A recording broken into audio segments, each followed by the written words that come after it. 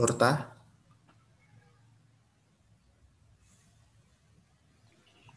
Saya, Pak. Setio,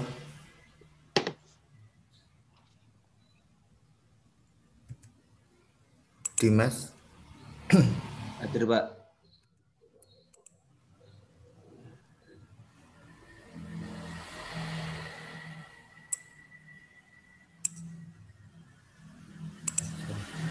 Ratia Videla,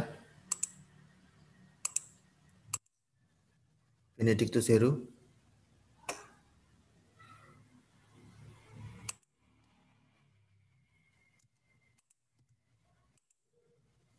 Maria Monalisa Christine, Hadir, Pak.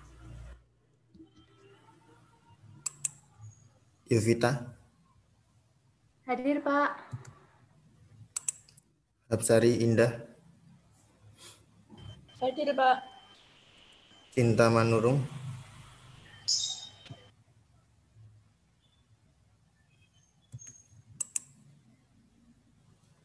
Kartika, Hadir, Pak. Veronica Dwi, Hadir, Pak. Sylvie, Hadir, Pak. Dea, Stefani Dea, Hadir, Pak. Maria Ratna, Ada, Pak. Maria Puspa, Hadir, Pak. Alexius, Hadir, Pak. Risma. Hadir, Pak. Oke.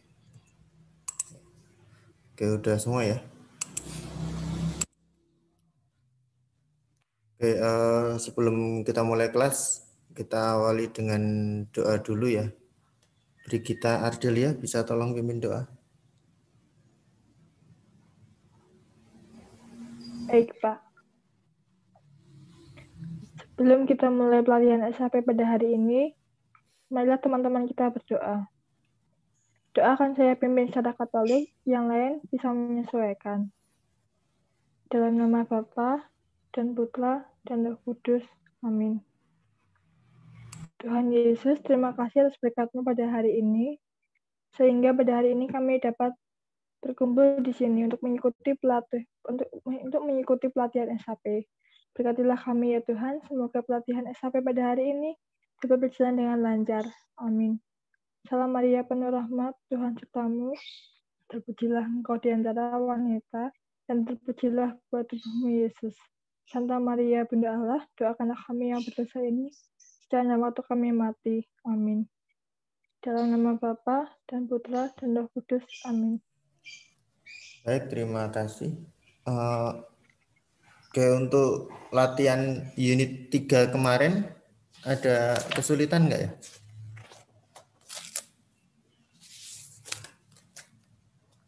Apakah ada masalah yang kalian alami?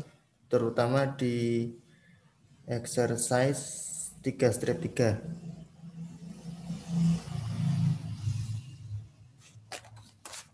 Halo? 3-3 kemarin kalian membuat material master ya ceritanya. Ada yang mau dibahas dulu untuk latihannya sebelum saya share materi yang hari ini?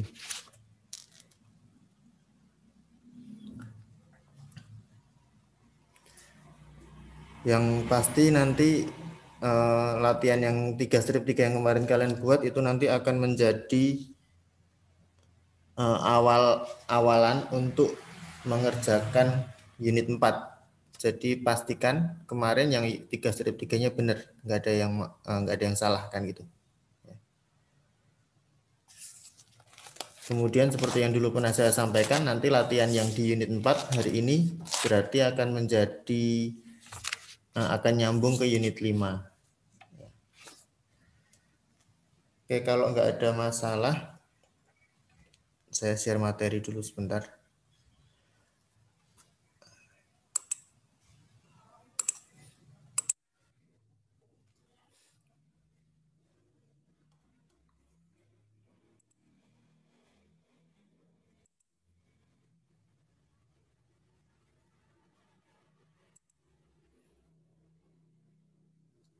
Oke, materinya udah muncul kah di tempat kalian? PPT saya? Sudah, Pak. Oke, silahkan dibuka modulnya. Untuk unit 4, hari ini kita akan membahas unit 4 ya. Seperti yang pernah saya sampaikan di bagian pengantar dulu, waktu membahas jadwal itu ya. Jadi kalau kalian buka dalam daftar isi, unit contents, unit 4 itu ada 3 materi. Materi yang pertama procurement, kemudian sales order, dan production. Nah, maka seperti di jadwal yang dulu pernah saya share di pertemuan pertama, hari ini yang akan kita bahas adalah 2 materi yang pertama, yaitu procurement dan sales order. Kemudian minggu depan itu masih dengan saya, itu kita akan bicara tentang production. Jadi kalau yang kalian pahami sebagai mahasiswa akuntansi kan alurnya sebenarnya adalah kita beli dulu, beli bahan baku dari pemasok, kemudian kita produksi baru kita jual kan gitu ya. Nah, kalau di sini nanti procurement itu disambung langsung dengan sales order. Jadi kita beli barang dagangan, kemudian langsung kita jual. Baru di minggu depan kita melakukan proses produksi tetapi dengan jenis barang yang berbeda. Alurnya seperti itu. Ya, semoga bisa dipahami. Nah, kalau kalian mendengar kata procurement, itu sebenarnya kita bisa mengatakan itu kayak purchasing ya. Procurement itu kalau diterjemahkan itu pengadaan istilahnya. Nah, procurement, sales order, dan production itu masuk dalam modul logistik kalau di SAP. Artinya apa? Artinya nanti kalau kalian mengerjakan latihan di unit 4 ini, mayoritas akan dimulai dari modul logistik ketika kalian membuka yang namanya role based menu yang kemarin itu. Ya, kalau masih ingat di aplikasi SAP kan di sebelah kiri itu ada foldernya ya, menu-menu banyak gitu toh. Ada accounting dan lain sebagainya. Nah, untuk unit 4 kali ini nah, nanti untuk latihan kita akan banyak memulai dari menu logistik.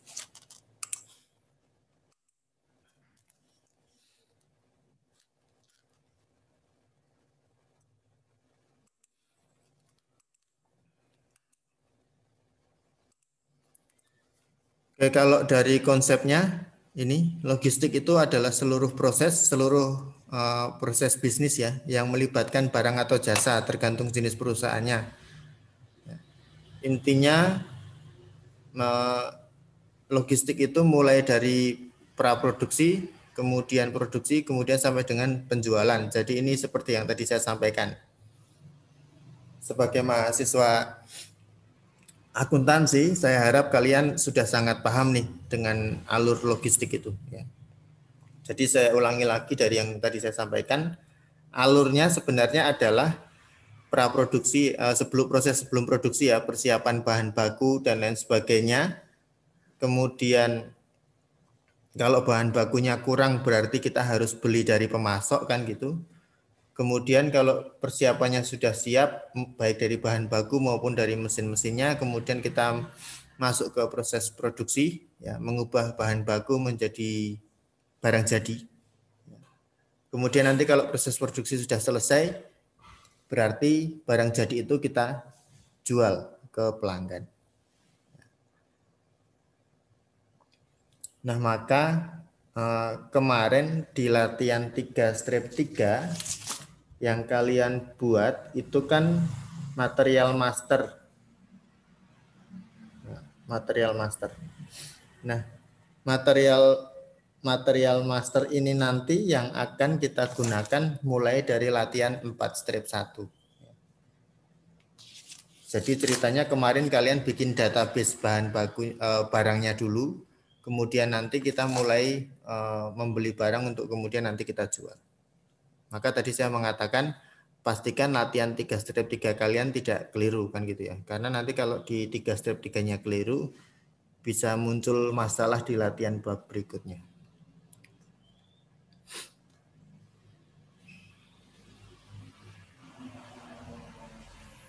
Oke, kemudian ini yang tadi saya sampaikan, ya, apa saja sih aktivitas atau proses bisnisnya yang masuk dalam logistik, ini akan kita pelajari. Procurement, sales order, dan manufacture.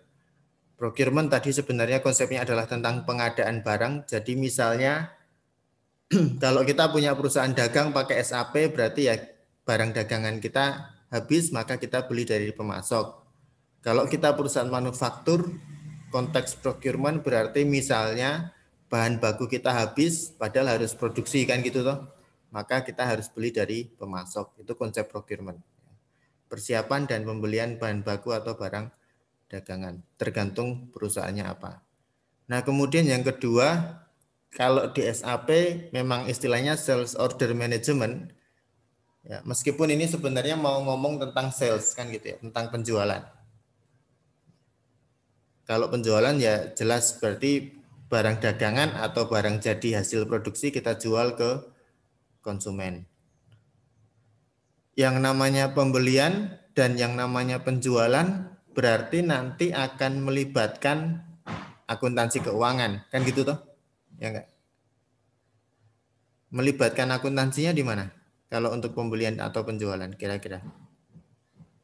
Sebagai mahasiswa akuntansi yang sudah senior, harusnya kalian bisa menjawab tuh. Procurement itu kaitannya dengan akuntansi keuangan apa ya?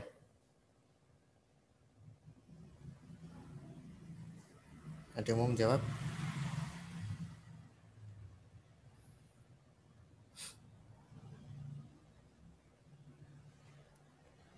Alex bisa menjawab mungkin?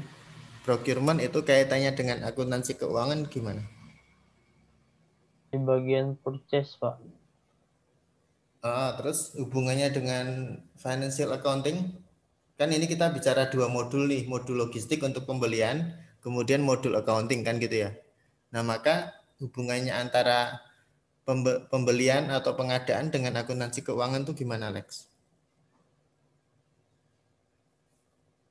Itu terkait dengan bahan barang yang akan dijual, masuk nanti ke persediaan barang, dan juga nanti juga berkaitan dengan pengeluaran kas, Pak. Nah, yang pengeluaran kas itu maksudnya gimana?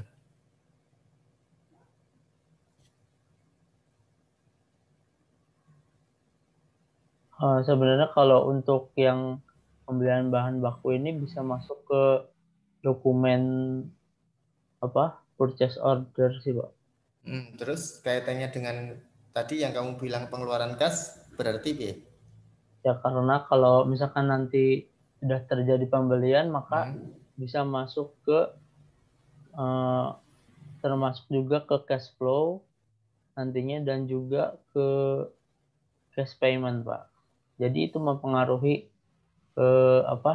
arus kas di laporan keuangan dan juga buku pembantu di pembayaran kas di cash payment.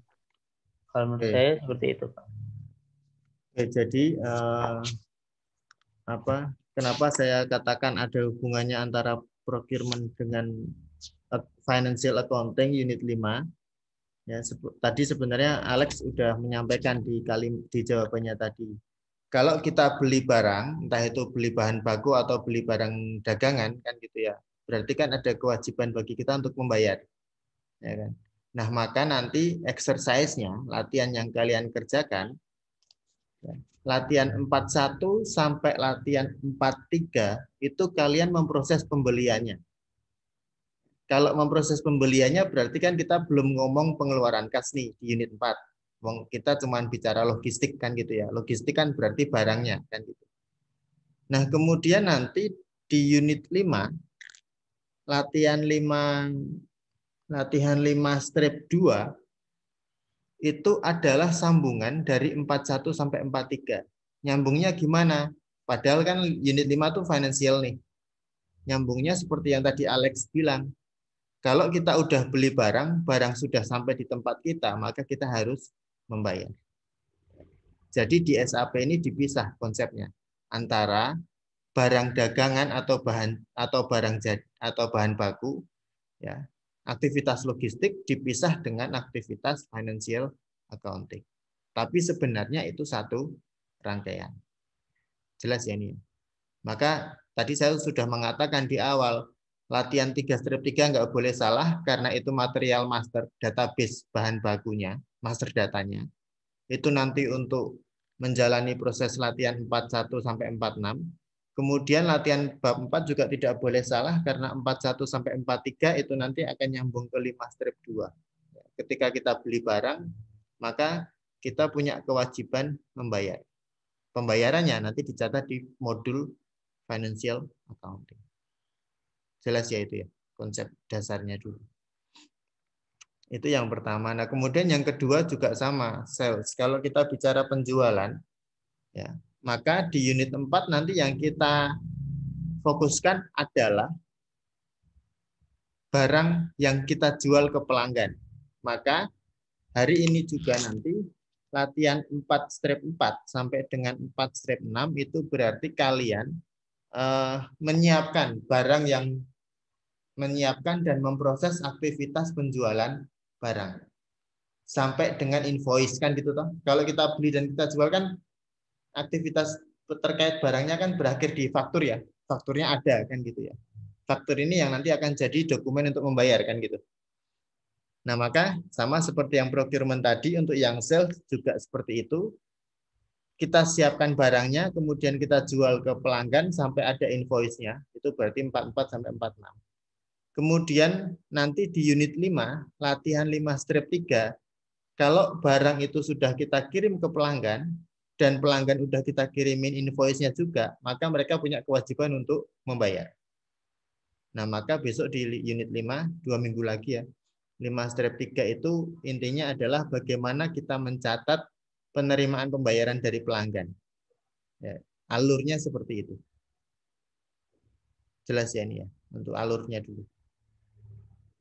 Maka sekali lagi nanti kita cek bareng-bareng untuk latihan, ya semoga tidak ada kesalahan yang terjadi. Karena nyambung nih sampai bab 5 dari yang kemarin. Oke, itu yang kedua. Kemudian yang ketiga, manufaktur atau production, ini yang akan kita bahas minggu depan. Ya, karena barangnya berbeda nanti. Minggu depan kita akan bicara tentang bagaimana sebenarnya proses bisnis production atau manufacturing itu bisa dicatat di SAP. Ya. Mulai dari penyiapan bahan bakunya, penyiapan mesinnya, kemudian nanti keluar surat perintah produksi, kemudian proses produksi dijalankan, masuk ke pengecekan kualitas, kemudian selesai. Nah, itu yang nanti akan kita lakukan di minggu depan. Ya, kalau hari ini fokus kita di 2 yang pertama ini. Oke, sampai di sini udah ada bayangan ya harapan saya. Apalagi karena kalian dari accounting, jadi proses bisnis seperti ini kan kalian sudah sering mengalami ya di mata kuliah ya. Bahkan di AKBTB kan juga ada. Oke. Nah, ini beberapa fungsi secara umum dulu di logistik sebenarnya. Hanya memang nanti tidak akan kita terapkan secara detail di latihan, tetapi ini adalah pengetahuan dasar bagi kalian semua. Sebenarnya ada modul apa saja sih di logistik kan gitu ya. Ini menjadi modul dasar bagi setiap jenis SAP, ya, ERP software, enterprise software. Jadi kalau kita bicara logistik, maka kita bicara SCM, supply chain management. Semoga masih ingat apa itu supply chain ya. Supply chain itu kan konsep rantai pasokan, yaitu konsep mengenai bagaimana barang yang kita pesan yang kita beli dari vendor itu bisa sampai ke tempat kita. Maka kalau kalian masih ingat materi siang supply chain, waktu itu contohnya Nike kalau saya nggak salah ingat ya, pakai bukunya Romney itu. Di supply chain itu kan waktu di kelas SIA itu dicontohkan Nike itu punya supplier, ya kan? Suppliernya Nike kan berarti memasok bahan baku ke Nike. Tapi ternyata suppliernya Nike ini punya supplier lagi. Artinya apa? Artinya ketika perusahaan Nike itu mau beli barang dari suppliernya dia, sebenarnya rantai pasokannya itu panjang karena suppliernya Nike punya supplier lainnya lagi kan gitu. Nah, SCM ini sebenarnya juga ada di SAP. Bagaimana nanti kita bisa memaintain alur rantai pasokan yang menggambarkan barang yang kita beli dari pemasok itu bisa sampai ke perusahaan kita. Itu yang SCM. Kemudian kalau yang kedua PLM ini Product Life Cycle Management. Ini sebenarnya dibahas di mata kuliah manajemen operasi. Supply chain juga ada di MO. Product Life Cycle Management ini bicara tentang ini siklus hidup produk. Jadi produk itu kan ada siklus hidupnya ya. Mulai dari produk itu dibuat sampai dengan produk itu digunakan misalnya. Nah itu juga ada di SAP. Tetapi nanti memang tidak akan kita tidak akan kita praktekkan secara detail. Kemudian ada SRM, Supplier Relationship Management, dan CRM, Customer Relationship Management. Dua hal ini, terutama yang CRM, itu kalian pelajari di SIM, ya, Sistem Informasi Manajemen. SRM itu berarti modul yang digunakan untuk mengelola hubungan antara perusahaan dengan supplier. Untuk memaintain, untuk menjamin kedekatan, ya, menjamin hubungan yang baik antara perusahaan dengan supplier. Itu kita kenal dengan istilah supplier relationship management. Kemudian kalau kaitannya dengan konsumen atau customer maka ada CRM, customer relationship management. Ini prinsipnya hampir sama, yaitu digunakan untuk mengelola hubungan antara perusahaan dengan customer-nya. Kalau di teori SIM itu CRM misal contoh customer relationship management misalnya perusahaan punya itu apa? Customer service 24 jam. Nah, itu kan contoh CRM.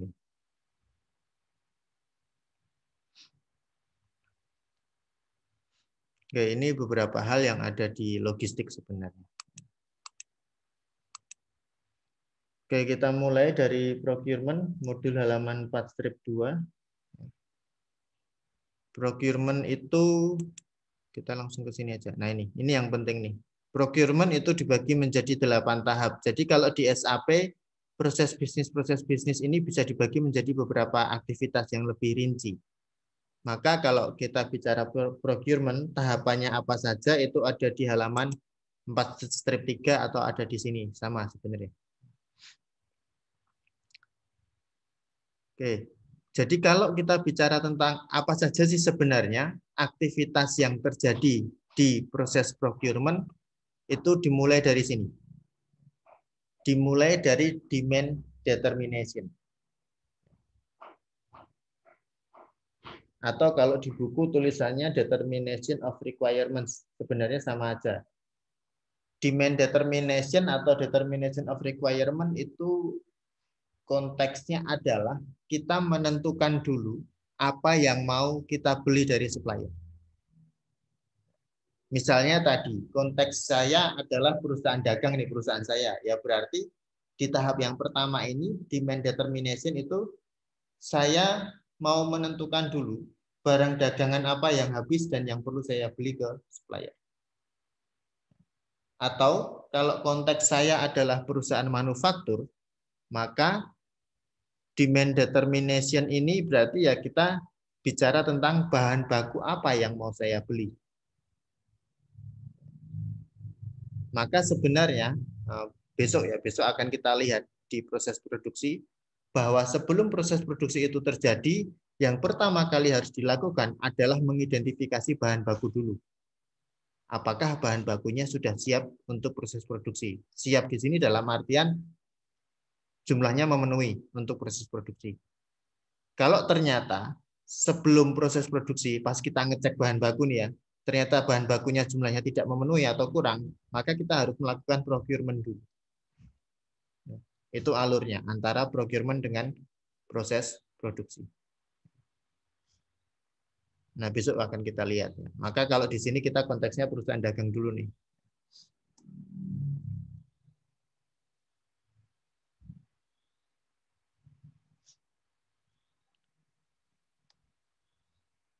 Jelas ya nih ya. Yang pertama itu menentukan kebutuhan dulu. Apa yang mau kita beli dari supplier. Oke, kemudian aktivitas yang kedua ini source determination. Ya, di buku halaman 4-3 bagian atas itu. Di sana disebutkan my SAP ERP helps you identify potential sources of supply based on past orders and existing longer term purchase agreements. Jadi konteksnya source determination, source itu kan sumber ya. Source determination itu artinya adalah SAP itu nanti akan memberikan masukan ke kita. Kalau kamu mau beli barang ke supplier, list suppliernya apa aja? Karena kan konteksnya kan bisa saja perusahaan itu punya supplier lebih dari satu nih, ya kan? Itu kan hal yang wajar terjadi kan gitu ya. Maka nanti semua opsi supplier, semua opsi sumber di mana kita bisa membeli bahan baku atau barang dagangan itu akan disediakan oleh SAP.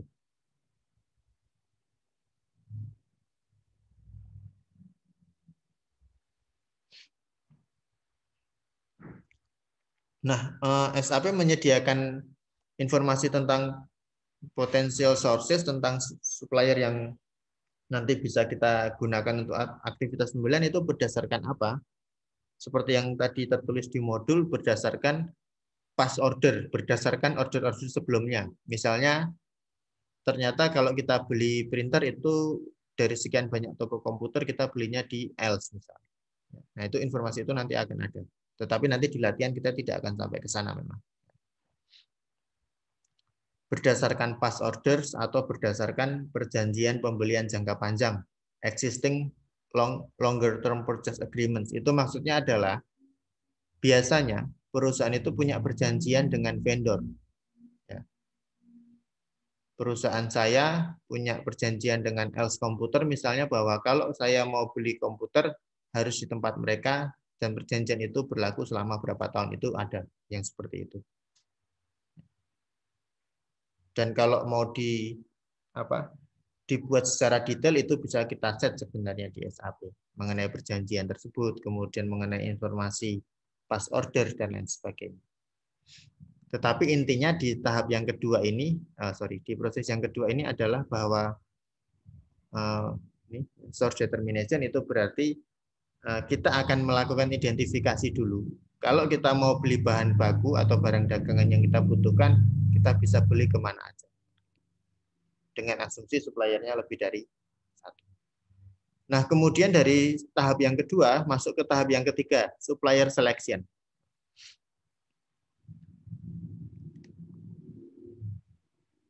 Di modul di situ disebutkan, the system is capable of simulating pricing scenarios, allowing you to compare a number of different quotations. Jadi, kalau konteksnya, di tahap yang kedua tadi kan kita punya banyak supplier nih. Otomatis kan kita harus milih, kan gitu ya. Kan nggak bisa semuanya kita gunakan untuk transaksi pembelian. Nah, milihnya gimana? Di modul tadi sudah saya sebutkan, SAP itu bisa memungkinkan kita untuk melakukan simulasi. Ya, simulasi mengenai skenario harga yang bisa kita dapatkan dari supplier-supplier kita. Nah, kenapa ada simulasi? Ya kan tujuannya kalau kita punya banyak supplier kan kita pilih yang mana? Yang harga paling terjangkau kan gitu toh ya. Nah, simulasi ini arahnya ke sana sebenarnya. Sehingga dengan adanya simulasi skenario harga, ya modulnya mengatakan kita akhirnya nanti bisa membandingkan penawaran mana yang paling menguntungkan buat kita kan gitu. Quotation itu penawaran maksudnya. Jadi nanti simulasinya itu ceritanya adalah dari beberapa supplier yang kita miliki akan masuk beberapa penawaran dari mereka, kemudian kita simulasikan harganya mana yang paling terjangkau mana yang paling ekonomis buat kita. Sehingga nanti di tahap yang ketiga ini kita sudah menentukan mau beli barang ke supplier yang mana.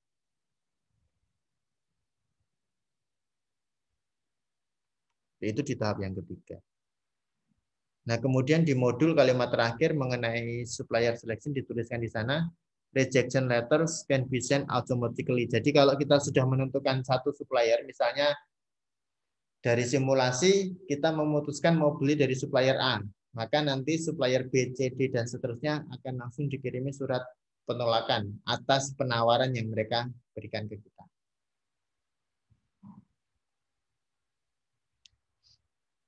Jelas ya ini ya, untuk supplier selection. Jadi intinya di tahap yang ketiga ini, nah sebenarnya kita sudah mulai menentukan vendor mana atau supplier mana yang akan kita tuju untuk pembelian. Oke, kemudian tahap yang keempat, ini purchase order creation. Ini sudah mulai masuk ke pembuatan dokumen. Jadi kalau teman-teman masih ingat di akuntansi kan kalau transaksi akuntansi itu ada dokumennya ya. Nah ini sudah mulai membuat dokumen. Dokumen yang pertama ini yang akan kita buat adalah purchase order atau dokumen pesanan pembelian. Jadi karena tadi di tahap yang ketiga kita sudah tahu mau beli dari supplier yang mana, maka di tahap yang keempat kita mulai bisa membuat dokumen pesanan pembelian. Di mana di dalam dokumen itu nanti isinya adalah kita itu mau beli barang apa, kepada siapa, jumlah barangnya berapa, harga per unitnya berapa.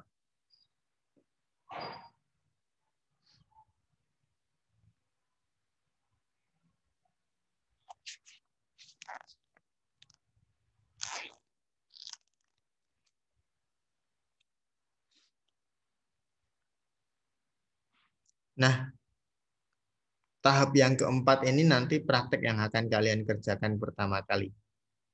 Exercise 4 strip 1 itu intinya adalah membuat dokumen pesanan pembelian.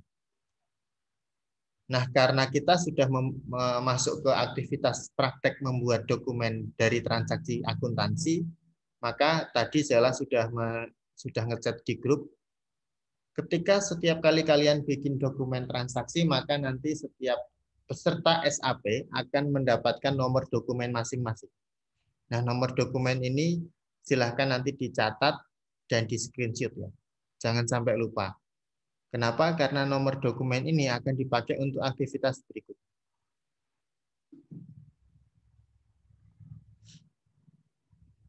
Oke, itu tahap yang keempat. Kita membuat purchase order. Jadi setelah kita menentukan kita mau beli apa, kemudian kita sudah menentukan supplier mana yang mau kita tuju, maka langkah berikutnya kita buat purchase order kepada supplier tersebut. Oke, kemudian langkah yang kelima, order monitoring. Order monitoring ini intinya adalah kita memantau barang kita. Jadi kalau kita sudah di sini, di purchase order, kita masukkan datanya gitu ya. Beli barang apa saja, harganya berapa, jumlahnya berapa, kemudian belinya kemana. Terus kan kita kirim nih, kita save ke sistem ya. Nah, setelah purchase order selesai kita buat, maka kemudian kita bisa memantau aktivitas aktivitas berikutnya. Artinya sebenarnya di SAP itu sudah menyediakan sistem yang sedemikian rupa sehingga aktivitas-aktivitas itu bisa kita cek. Misalnya purchase order yang sudah kita kirim itu kemudian sudah direspon atau belum oleh vendor. Nah, itu bisa kita cek. Maka masuk ke tahap berikutnya yaitu order monitoring atau memantau pesanan yang kita kirimkan.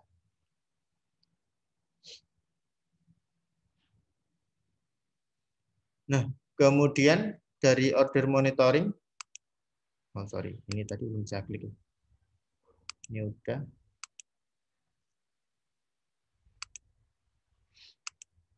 Nih, ya. Memantau pesanan itu berarti termasuk penjadwalannya ya. Jadi sebenarnya di SAP kita bisa ngeset. Kita itu pengen barang yang kita beli itu harus tersedia di gudang kapan. Nah, itu bisa kita set sebenarnya. Maka order monitoring nanti juga termasuk salah satunya itu ya. Apakah penjadwalannya masih sesuai dengan apa yang kita tulis atau kita isikan di purchase order.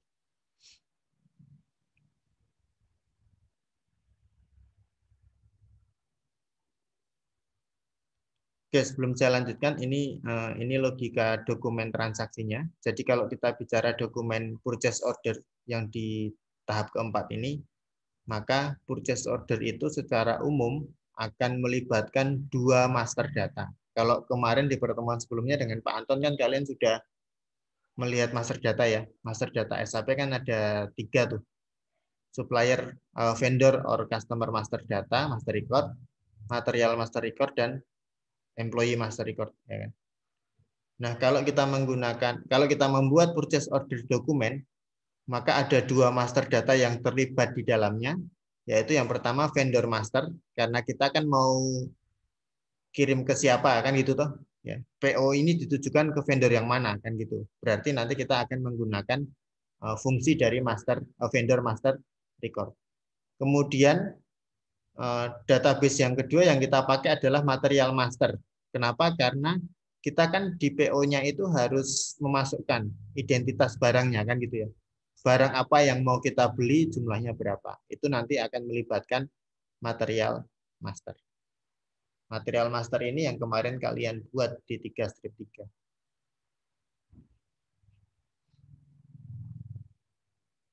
Oke, kita lanjutkan. Tadi sudah sampai di sini ya. Nah, kemudian di halaman berikutnya, 4-4, setelah kita melakukan pemantauan pesanan, maka masuk ke tahap berikutnya goods receipt. Goods receipt ini konteksnya barang sudah sampai. Barang yang kita pesan ke vendor itu sudah kita terima. Nah, bagaimana alurnya? Di sini sudah dituliskan barang itu dikirimnya ke gudang, kan gitu ya ceritanya. Maka bagian gudang nanti akan ngecek dulu kondisi barangnya gimana.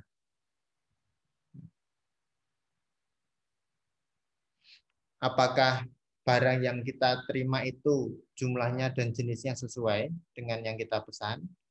Kemudian apakah barangnya baik semua atau ada yang cacat produksi atau enggak. Jadi intinya begitu barang kita terima, ya, begitu kita sampai pada proses goods receipt, maka barang harus dicek dulu kondisi.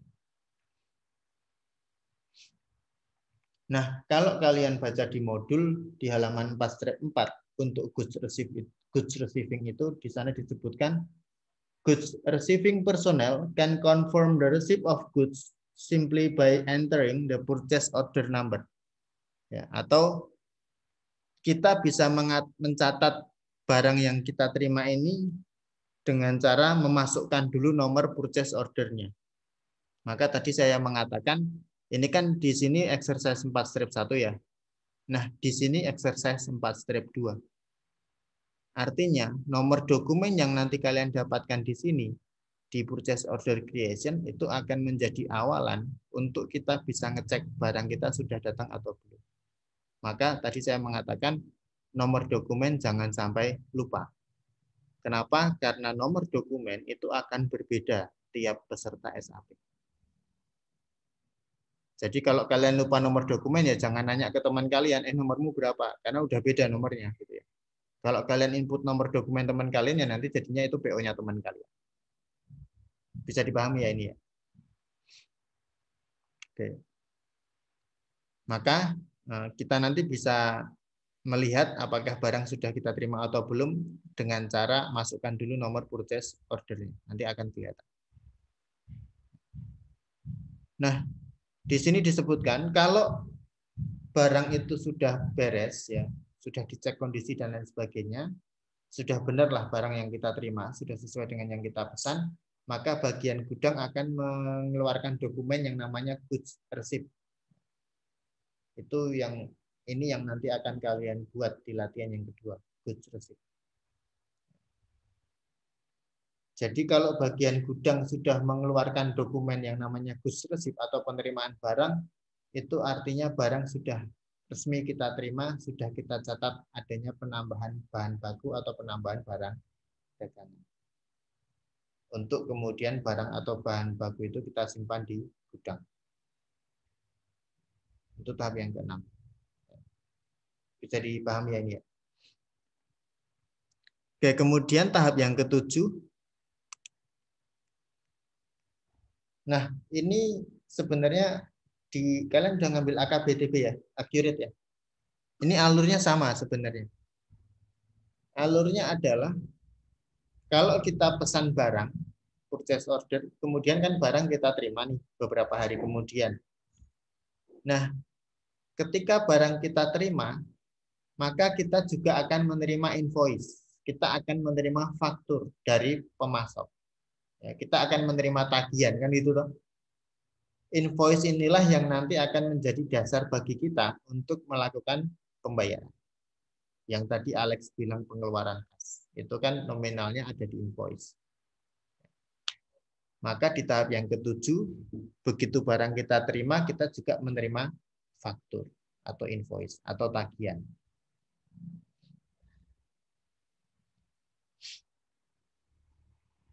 Kalau asumsinya kalau pembeliannya kredit ya berarti ini nanti langsung akan muncul nilai account payable-nya akan gitu ya, utangnya. Nah, intinya adalah di sistem SAP itu akan dilakukan pencocokan dokumen.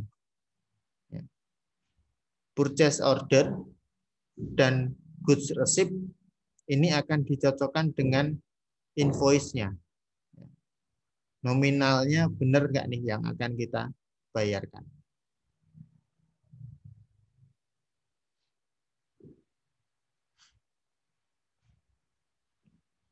Maka nanti di latihan yang terakhir untuk procurement 4-3 itu yang kalian lakukan adalah ini.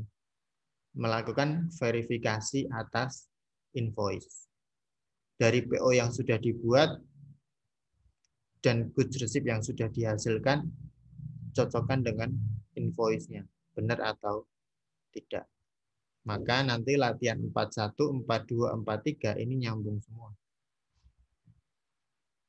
Nomor PO yang kalian dapat di sini untuk nanti mengecek barang sudah diterima atau belum. Ya. Kemudian nomor PO juga digunakan untuk ngecek invoice kalian. Nanti yang di goods receipt dan di invoice kalian juga akan dapat nomor dokumen masing-masing ya. Nomor dokumen yang beda lagi karena jenis dokumennya kan banyak. Maka nanti setiap kali ada dokumen yang kalian selesai buat, sudah di-save, sudah benar, langsung muncul nomor di bawahnya, di bawah sebelah kiri, langsung di screenshot dan dicatat.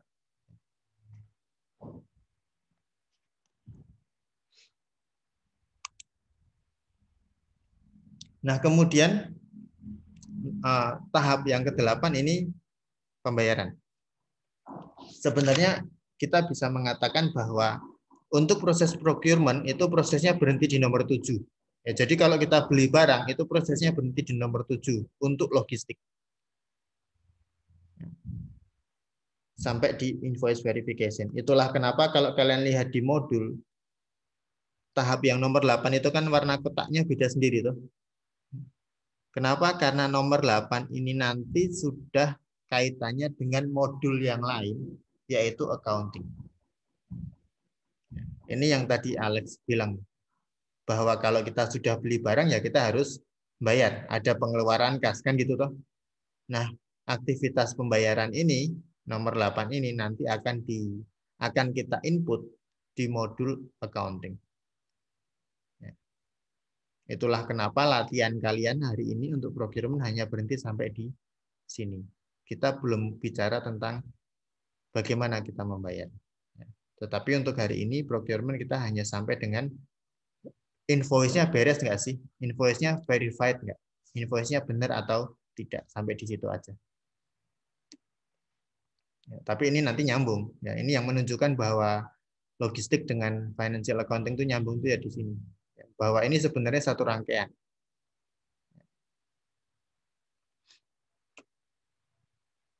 Bisa dipahami ya ini ya alurnya ya. Nah, ini adalah 8 tahap proses procurement. Jangan sampai lupa 8 tahap itu apa saja karena kemungkinan besar yang keluar di ujian itu seperti ini. Ujiannya nanti teoritis. Maka silakan dipahami dengan baik.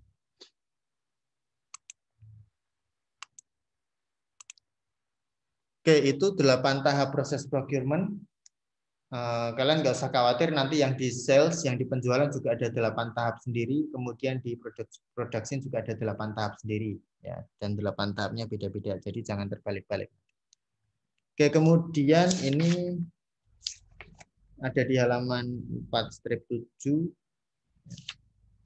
Ini PPT-nya agak lompat-lompat ya. Ini adalah proses procurement dari sisi dokumen.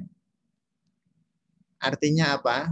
Nah, di sini kalau kita lihat kan ada 2 aktivitas besar ini ya. Procurement ini modul logistik, kemudian financial accounting ini modul accountingnya. Nah, yang mau ditunjukkan oleh gambar ini adalah bagaimana alur dokumen yang muncul dari aktivitas procurement, dari logistik nyambung ke accounting.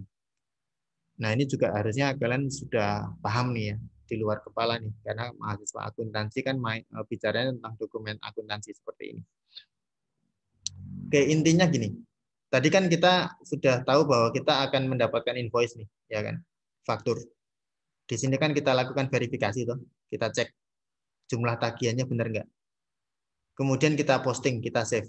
Kalau sudah kita save, maka sudah sah muncul invoice dokumen. Nah, invoice dokumen ini yang nanti akan menjadi dasar untuk pelunasan, kan gitu. Ya, kita bayar. Nah, ketika nanti kita melakukan proses pembayaran, berarti kan kita masuk ke modul accounting. Nah, di modul accounting nanti kita akan dapat dokumen lagi yang namanya accounting dokumen. Accounting dokumen ini adalah dokumen yang menunjukkan bahwa kita sudah melunasi tagihan yang ada di invoice. Maka ini yang tadi saya katakan, 4-1 sampai 4-3 sampai lahirnya invoice ini akan nyambung ke 52. Ini 52 di sini nanti.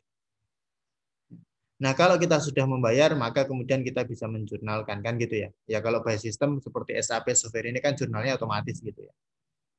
Kita akan bisa menjurnalkan dari transaksi akuntansi yang sudah kita lakukan. Jadi ini hanya mau menunjukkan alur dokumennya, bagaimana alur yang nyambung antara modul logistik dengan modul accounting dilihat dari dokumen. Agar kalian juga paham alurnya bagaimana. Tapi sekali lagi saya rasa ini bukan masalah yang besar bagi mahasiswa akuntansi gitu ya, karena kan alur dokumen seperti ini kan sudah sangat kalian pahami dari mata kuliah akuntansi keuangan. Dulu saya pernah ngajar SAP di Prodi Informatika. Nah, di sana saya juga mengajarkan yang sama. Proses bisnis itu apa, kemudian alur dokumen bagaimana dan lain sebagainya. Jelas ya ini ya. Jadi di sini kalau sudah kita lunasi, kita sudah bayar, maka muncul accounting dokumen, kemudian nanti akan langsung terjurnal secara otomatis. Oke, kemudian ini exercise yang kalian kerjakan nanti, dimulai dari 41, membuat dokumen pesanan pembelian atau purchase order. Ini transaction code-nya ME21N sebenarnya. Create purchase order. Nanti silahkan dilihat di video ya, tadi saya udah share linknya. Kemudian latihan yang kedua, 4-2 adalah kita bikin dokumen goods receipt. Ya, ingat tadi dokumen goods receipt itu berarti menunjukkan bahwa barangnya sudah kita terima dan sudah kita simpan di gudang. Kita nggak bicara retur dan lain sebagainya di sini. Ya. Kemudian 4-3 ini kita akan melakukan verifikasi atas faktur atau atas invoice. Tagihannya benar atau tidak, sejumlah barang yang kita beli jumlahnya benar atau tidak. Nah, ini lebih detailnya perintah atau soalnya ya. Kemarin di bab 3 kan kalian sudah mengenal bahwa perusahaan yang kita pakai di simulasi ini adalah IDES AG ya, IDES Jerman.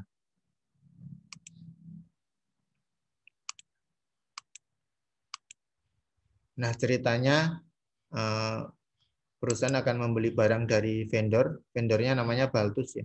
Nanti silahkan dicek di video, karena penamaan vendor itu akan berbeda formatnya di tiap angkatan SAP. Intinya, IDES mau beli barang dari Baltus sebagai vendor, maka tugas kalian adalah diminta membuat purchase order. Nah, ini jangan lupa ada satu informasi yang belum dimasukkan di modul kalian di exercise 41, yaitu harga barangnya 50 euro. Ya, harga barang per unitnya 50 euro. Ini silahkan dicatat nih, karena nanti ini harus diinput ke dalam PO.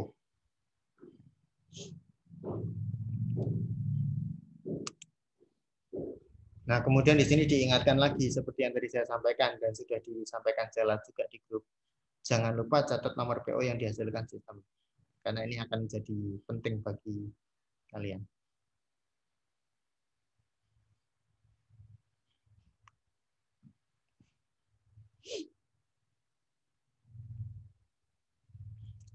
Oke, ini latihan 41 halaman 4 strip 9 exercise-nya, solusinya ada di 410 sampai 411. Maka nanti kalau mengerjakan silahkan dilihat video yang dibuat oleh Zela, kemudian dicocokkan dengan modulnya. Ya.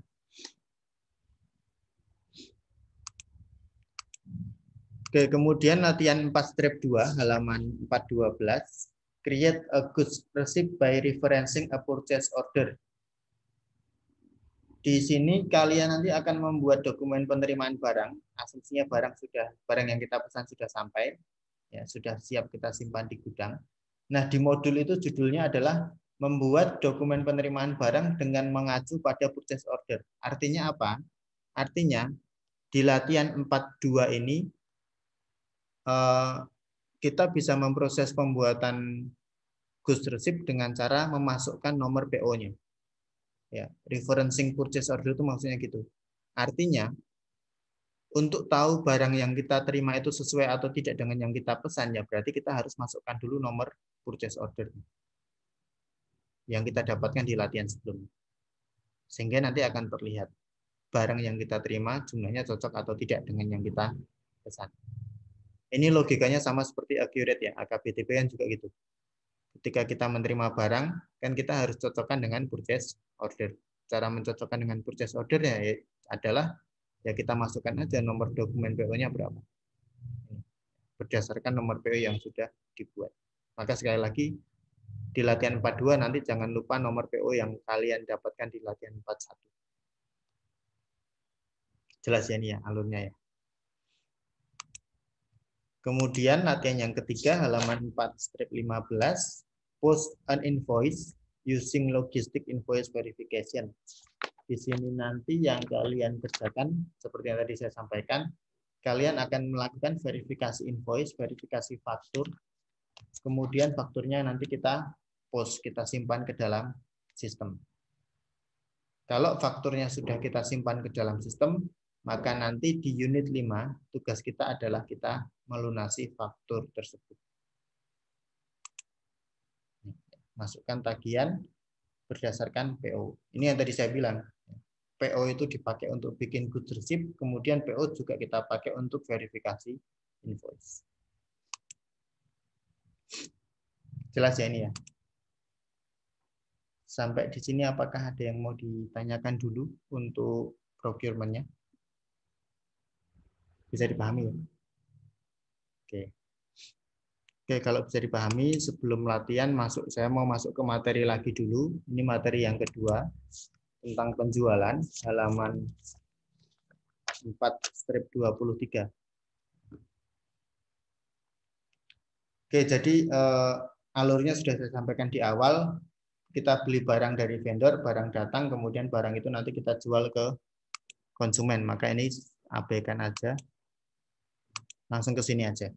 Nah, sama seperti procurement tadi, penjualan itu juga ada 8 tahap. Ya. Maka nanti jangan terbalik-balik 8 tahapnya procurement, 8 tahapnya sales, dan 8 tahapnya production.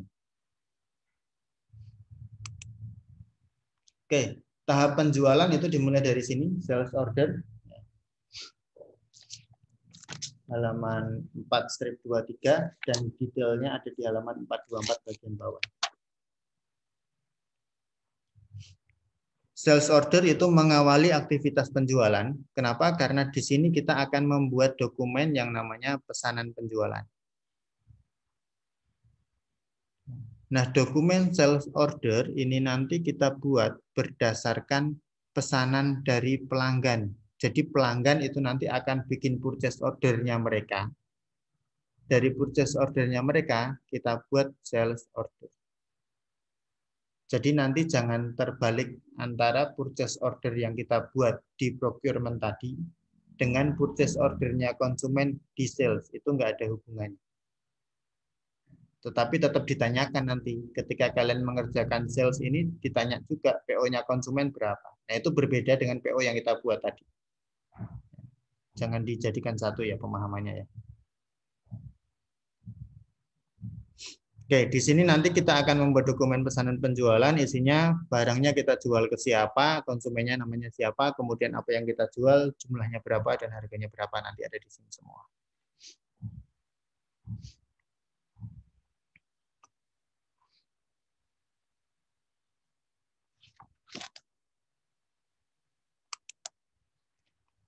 Nah, kemudian setelah kita membuat sales order, kan dari sales order itu kelihatan tuh, konsumen itu mau beli barang berapa, kan gitu ya.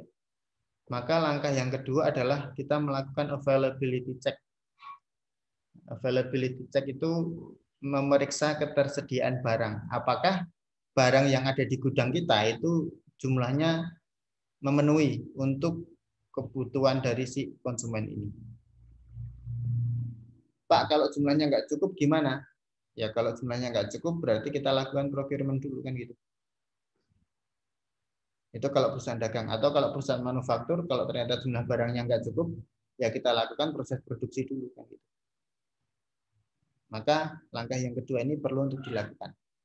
Memeriksa ketersediaan barang, ya apakah stok barang yang di gudang jumlahnya itu bisa digunakan untuk memenuhi kebutuhan atau memenuhi pesanan konsumen.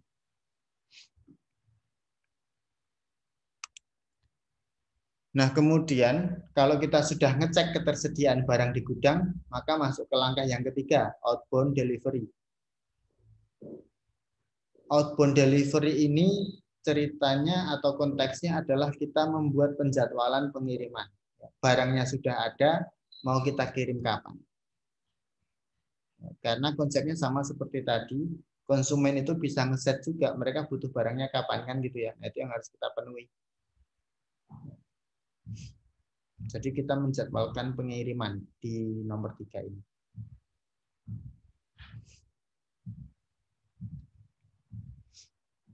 Di teori halaman 424.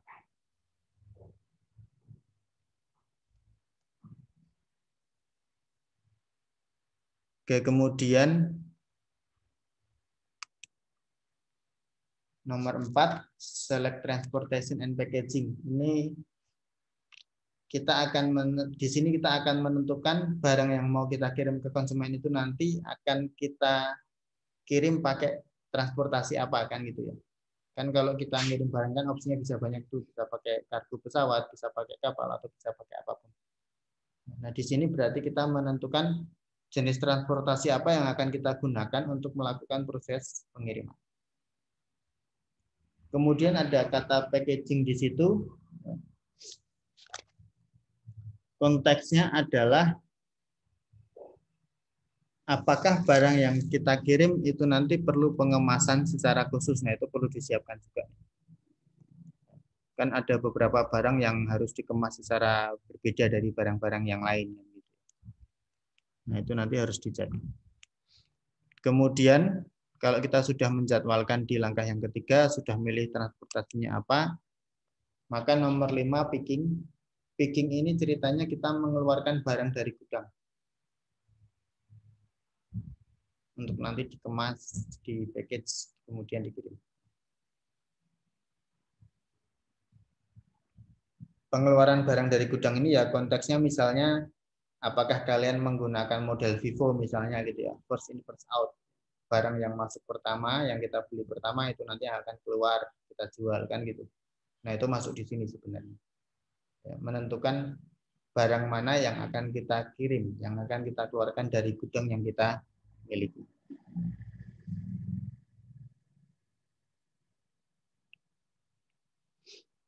Oke, kemudian Ini nanti tidak semua kita praktekkan ya ini ya. Yang nanti kita praktekkan itu nomor 1, 6, dan 7.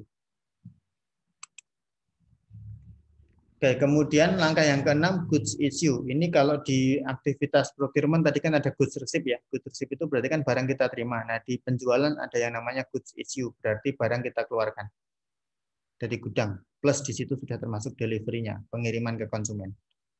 Ya. Maka nanti di langkah yang ke-6 ini kalian akan membuat dokumen yang namanya delivery dokumen. Artinya, kalau kita sudah membuat delivery dokumen, berarti barang itu sudah kita kirimkan ke pelanggan.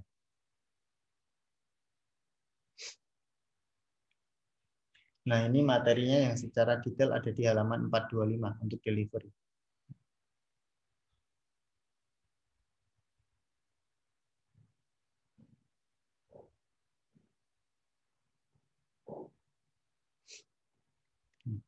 Barang dikeluarkan dari gudang, dikirimkan ke konsumen. Pada tahap ini dikeluarkan surat jalan atau delivery dokumen. Nah, ini yang harus diperhatikan pada saat good issue. Ini sebenarnya nggak lengkap. Yang lengkap ada di modul halaman 427. Tapi ini inti yang poin-poin yang penting. Saat kita melakukan good issue, saat kita mengeluarkan barang dari gudang, maka 4 hal ini pasti terjadi. Yang pertama adalah warehouse stock of material is reduced by delivery quantity. Artinya apa nih?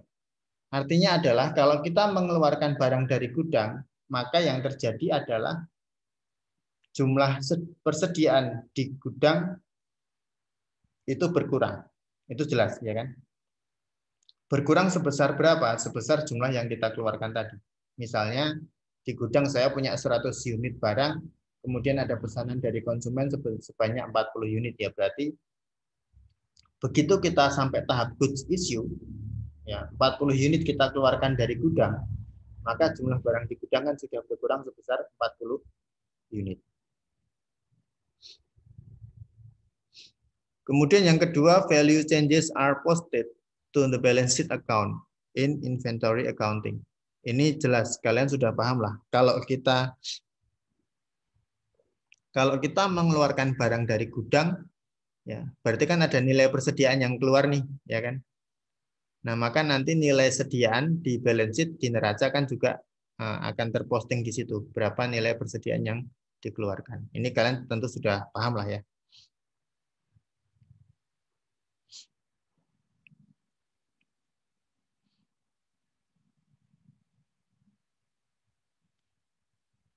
Kemudian yang ketiga, requirements are reduced by the delivery quantity. Requirements itu, sebentar.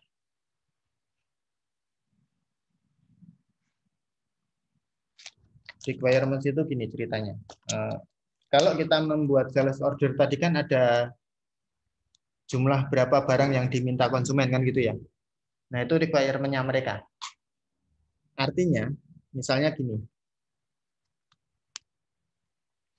Si konsumen mau beli 140 unit tadi kan gitu ya. Nah, begitu barang kita keluarkan dari gudang, berarti kan requirement-nya mereka, kebutuhannya mereka ini sudah sesuai sudah dikurangi sesuai dengan yang kita kirim kan gitu. Nah, kenapa ada poin yang ketiga? Karena bisa jadi perusahaan tidak mengirimkan full berapa jumlah yang mereka minta. Ya, tapi kalaupun dikirimkan sejumlah yang mereka minta kan juga sama aja. Mereka minta 40, kita kirimkan 40 misalnya. Jadi kebutuhan mereka akan berkurang sesuai dengan jumlah yang kita kirimkan. Kemudian yang keempat, goods issue posting is automatically recorded in document flow. Nah, ini salah satu fitur yang menarik di SAP untuk bagian penjualan. Ada yang namanya dokumen flow, aliran dokumen. Dokumen flow itu nanti bisa kita gunakan untuk memantau apakah aktivitas-aktivitas kita di penjualan itu sudah selesai atau belum, atau masih ada yang belum selesai. Taunya dari mana? Dari dokumen-dokumen yang dihasilkan. Misalnya, ini contohnya Ada di halaman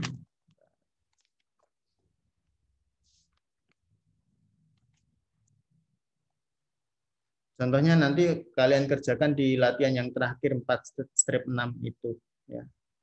Misalnya gini, tadi kan diawali dengan sales order ya kan, pesanan penjualan. Apakah sales order kita sudah selesai atau belum? Nanti akan terlihat di aliran dokumen itu.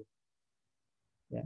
Kalau sudah statusnya SO-nya completed, berarti proses pesanan penjualannya sudah beres. Kalau sudah beres, terus kemana alurnya? Dari sales order ke delivery dokumen, ya kan? Surat jalan tadi, goods issue tadi. Nah, itu nanti juga akan kelihatan statusnya. Kalau statusnya sudah completed, berarti barang sudah dikirim. Mengalir kemana lagi berikutnya? Dari delivery dokumen mengalir ke invoice, kan gitu, toh? Invoice statusnya adalah financial document generated. Artinya kalau kita sudah sampai tahap invoice, berarti kita sudah menghasilkan dokumen yang nanti akan kita gunakan untuk modul accounting, untuk proses pembayaran. Nah, alur-alur seperti ini di modul penjualan itu bisa dilihat dengan fitur dokumen flow. Maka nanti salah satu indikator apakah latihan kalian benar atau tidak dari situ juga. Kalau ada dokumen yang belum completed, berarti ada proses yang belum selesai di situ.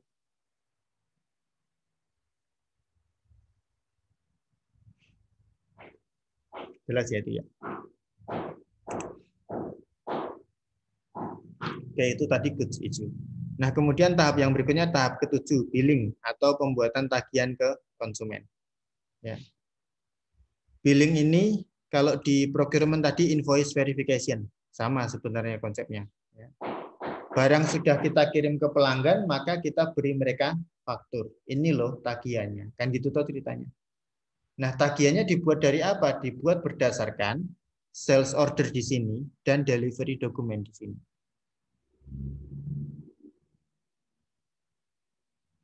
Sehingga nanti akan muncul berapa jumlah yang harus mereka bayar. Nah, kemudian sama seperti procurement tadi, kita bisa mengatakan kalau sudah sampai tahap nomor 7, berarti proses logistiknya selesai di sini untuk penjualan. Tetapi ingat, masih ada nomor 8. Nomor 8, payment processing, ini kan berarti konteksnya adalah konsumen akan membayar tagihan, kan gitu ya, akan bayar ke kita, berarti kita akan mencatat penerimaan kas, kan gitu toh.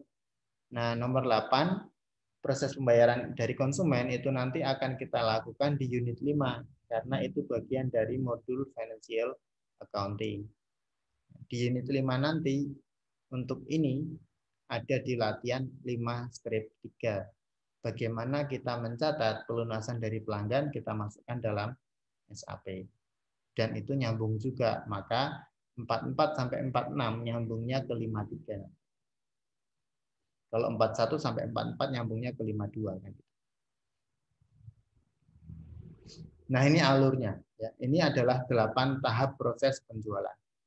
Mulai dari sales order sampai dengan payment processing. Hanya saja nanti payment processing itu pakainya modul accounting. Tapi kalau 1 sampai 7 pakainya modul logistik.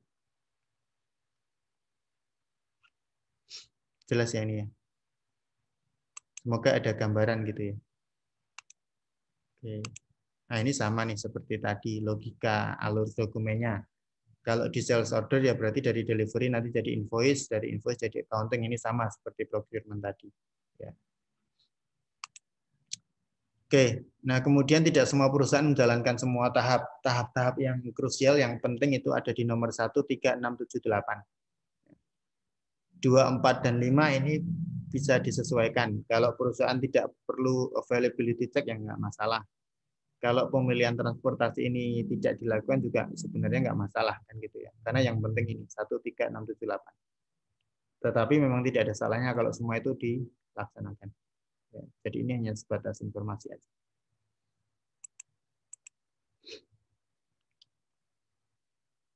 Oke, kemudian exercise-nya ini nanti 1, 3, 6, 7. Ya.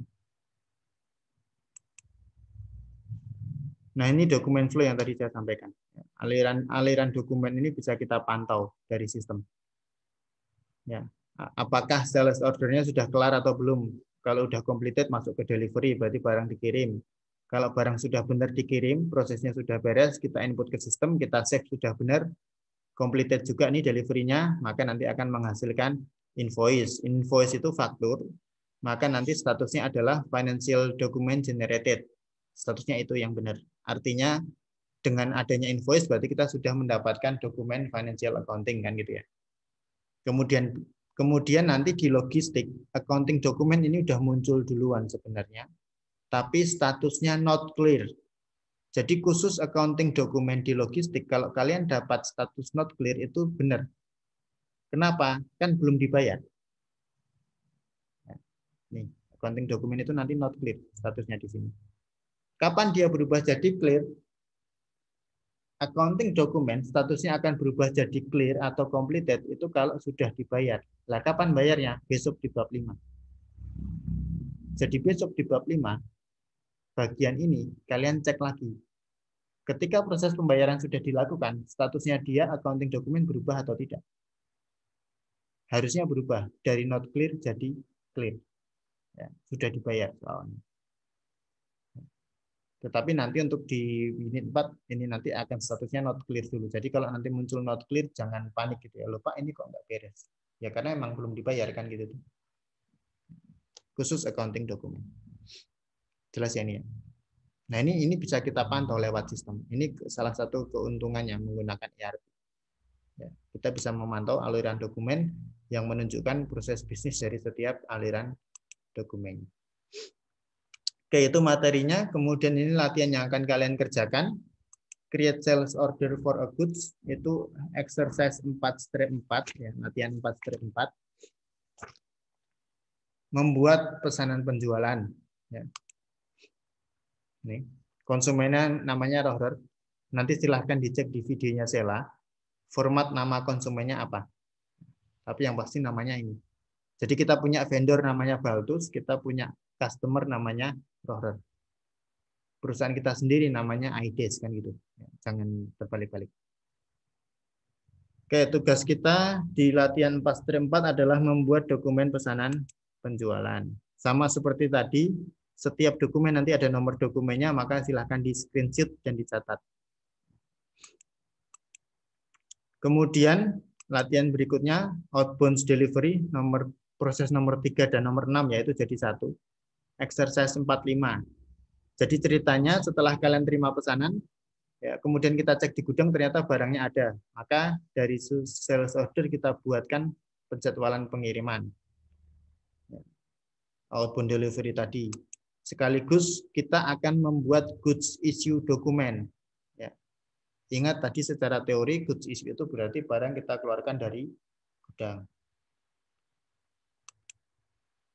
Kemudian latihan yang ketiga 4-6 halaman 437 itu membuat tagihan atau invoice atau istilahnya billing. Billing itu penagihan. Berdasarkan sales order dan delivery dokumen yang telah dibuat di latihan sebelumnya, buatlah dokumen invoice untuk dikirimkan ke konsumen. Nah, kalau invoice-nya sudah selesai, maka latihannya selesai sampai di situ. 4-6. Minggu depan kita lanjutkan logistik yang tahap kedua yaitu production. Oke, sampai di sini apakah ada yang mau ditanyakan dulu? Bisa dipahami ya materi yang saya sampaikan ya. Jadi hari ini kita sudah melihat materi logistik untuk SAP yaitu untuk procurement dan untuk sales. Latihan kalian ada 6. 41 sampai 43 itu untuk procurement, nanti silakan dibereskan 41 sampai 43 dulu. Kalau sudah baru kerjain 44 sampai 46. Dan seperti biasa nanti itu yang dikirimkan ke Sela ya nanti. Seperti biasalah. Nah, kemudian selama proses membuat latihan, kalau ada kesulitan bisa langsung japri saya atau japri Sela kan gitu ya. Kami juga tetap akan menemani kalian. Tapi kan kita nggak bisa pakai Zoom ya, karena kalau Zoom dicampur dengan web SAP kan berat banget nanti komputer kalian. Gitu, bisa dipahami ya? Untuk logistik yang bagian pertama. Ada pertanyaan dulu? Nggak ada? Oke, Sela, ada yang mau disampaikan?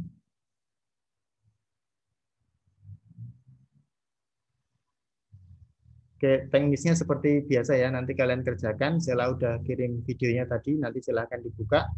Kerjakan di SAP kalian masing-masing, jangan sampai lupa juga cara masuk ke SAP-nya. Kemudian nanti hasil pengerjaannya itu kalian kirimkan ke Sela seperti kemarin. Oke, kalau tidak ada pertanyaan, berarti mungkin cukup sampai di sini ya. Sebelum saya akhiri, saya dokumentasikan dulu kehadiran kalian. Saya foto dulu ya. Sudah siap foto semua? Cuma ada satu halaman ini.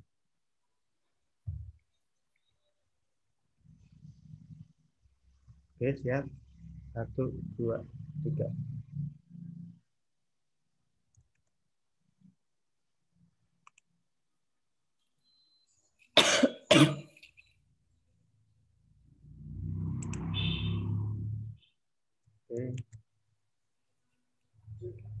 Oke, saya kira cukup ya untuk kelas SAP Zoom hari ini. Terima kasih untuk partisipasinya. Habis ini kita langsung latihan. Ya, sekali lagi kalau ada kendala, ada kesulitan, langsung jawab saya atau Sela. Ya. Targetnya hari ini selesai latihan 41 sampai 46. Biar besok bisa kita langsung lanjutkan. Oke gitu. Terima kasih semuanya. Kita kembali ke WhatsApp group ya. Sampai ketemu di kelas virtual minggu depan.